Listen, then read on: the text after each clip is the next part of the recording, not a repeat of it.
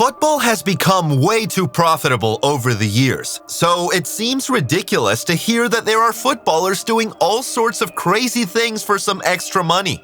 When news broke that Ivan Toney was getting involved in illegal gambling, fans were so confused as to why a Premier League footballer would ever have to do that. But that's child's play compared to what some other footballers are doing. And no, we're not just talking about guys who smoke, drink, party recklessly, or even throw gang signs. We're talking about players who are heavily involved in drugs, violence, and more. Like Quincy Promes, for example. The Dutch forward has a pretty impressive footballing CV, having played for Ajax, Sevilla, Spartak Moscow, and the Netherlands national team. The guy dominated the Russian league for years, winning the Russian Premier League and Super Cup in 2017 and the Russian Cup in 2022. In 2018, he finished as the Russian Premier League's top scorer, and in both the 2016-17 and 2017-18 seasons, he finished as the league's top assist provider. But he threw it all away by being heavily involved in a life of crime. And when I say crime, I don't mean tax evasion and stuff like that. I'm talking about attempted murder and drug trafficking. In December 2020, Promes was arrested and detained after he was identified as a suspect in a stabbing incident.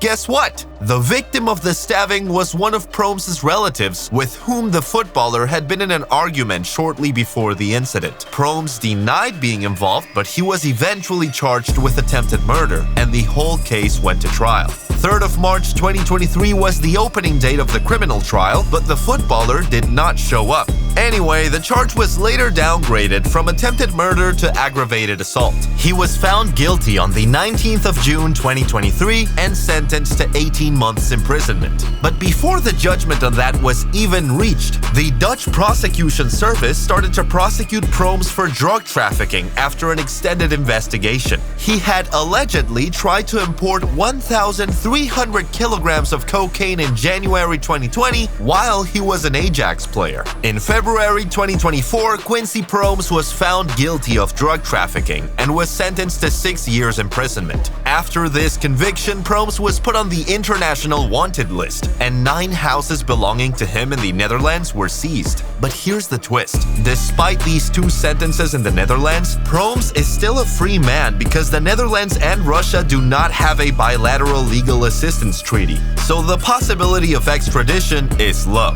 But then, this guy cannot stay out of trouble. Just 15 days after he was sentenced in the Netherlands, Promes was detained at Dubai World Center on suspicion of fleeing the scene of a traffic accident, a minor charge. His court date was the 12th of March, and he was arrested again that same day. Trouble seems to follow him wherever he goes. In the summer of 2024, Promes' contract with Spartak expired, and because of his legal troubles, they were unable to renew it. So the Dutchman remained in the UAE and went on to sign with Dubai United. Will he end up actually serving time behind bars at some point? We'd love to know what you think. Anyway, let's now look at another drug-dealing footballer who goes by the name of Ronnie Stam. He played for Twente, Feyenoord, and Wigan Athletic, among others, and won the Eredivisie as well as the FA Cup before retiring from professional football in 2016. But while many players go into coaching, journalism, business, or even just open YouTube channels after retirement, Stam decided to pivot fully into a life of crime. In June 2024, Stam, along with a few of his relatives, was arrested on suspicion of drug trading and money laundering. As part of the investigation, 6 homes and a camper van were raided by the police, and they found £85,000 in cash. The money was seized along with a yacht, jewelry, 6 luxury watches, 3 cars, and 3 properties. Stam's relatives were later released, but because the former footballer was determined to be a flight risk, he was held in custody despite his lawyer's appeals for a provisional release. It was then later revealed that the drug trade involved 2,217 kilograms of cocaine. That's so wild. No wonder he was called a major player in the drug world. But the saddest story of all has to be that former Nottingham Forest player Luke Thomas got involved in the gang business as a teenager. Apparently, he had a pretty bad injury which derailed his very young career and pushed him into depression. It was during this period that he got involved in drug trafficking. He was arrested in 2018 when he was just 20 years old, and he admitted to working as a courier, possessing a firearm and ammunition, and driving dangerous dangerously.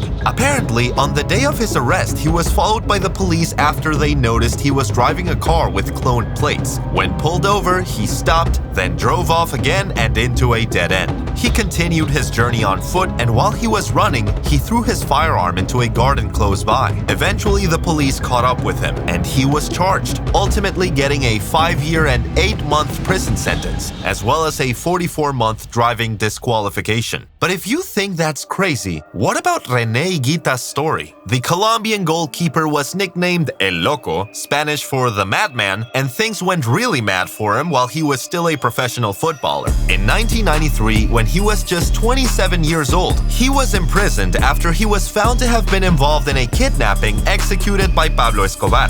Yes, the Pablo Escobar. Carlos Molina, another drug baron, was the one whose daughter was kidnapped, so Higuita acted as a go-between for Escobar and Molina and helped secure the release of the child. He received $64,000 for his services, and that was where he committed a crime. According to the laws, it is a crime to profit from a kidnapping, so Higuita was arrested and sentenced to 7 months imprisonment, which made him miss the 1994 World Cup. Pretty crazy, isn't it? You know what else is crazy? The story of former Liverpool player Jamie Cassidy. You might not know him because he was released by the Reds way back in 1999, but he was so good that Jamie Carragher said that Cassidy would have been a first-team regular for Liverpool if not for the ACL tear and broken leg he suffered very early in his career. After those injuries, the football world heard nothing about Cassidy until 2024, when he was sentenced to 13 years in prison after he confessed to being involved in an international multi-million-pound drug trade and money laundering operation.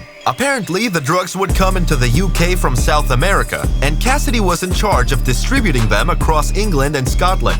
The guy was once said to be just as talented as Michael Owen, but he'll now be spending the next 13 years behind bars for being a significant player in a drug syndicate. Cassidy is not the only former footballer who was sentenced in 2024 for involvement in the drug trade in the UK.